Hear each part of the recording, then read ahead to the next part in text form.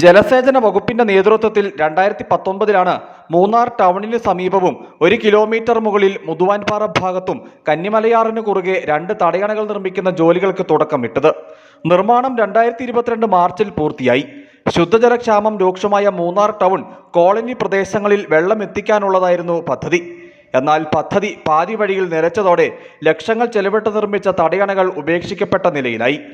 Munnar colony பகுதியில் குடி தண்ணீருடைய பிரச்சனை பல வருஷங்களாக இருக்குது. பொதுவாக நியூ காலனி, லட்சம் colony, settlement colony, MG colony, இக்கா நகர் காலனி பகுதியிலலாம் குடிநீர் பிரச்சனை. அங்குள்ள குடிநீர் பிரச்சனை தீர்ப்பதற்கு வேண்டி தான் இங்கே பெரியவார போகக்கூடிய பகுதியில் ஒரு செக்கு டேம்பு இங்கே 2018 வேலை தொடங்கப்பட்டது.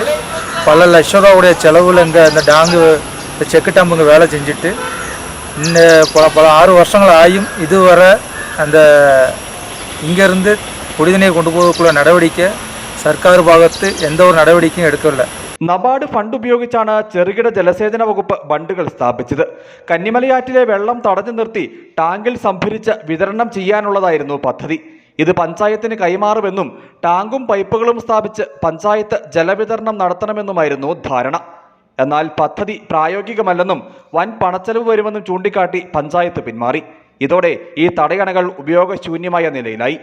പദ്ധതി പ്രായോഗികമാണോ എന്ന് മതിയായ പഠനം നടത്താതെ തടയണകൾ സ്ഥാപിച്ചത് തിരിച്ചടിയായെന്നാണ് ആക്ഷേപം. News bureau, Adimali.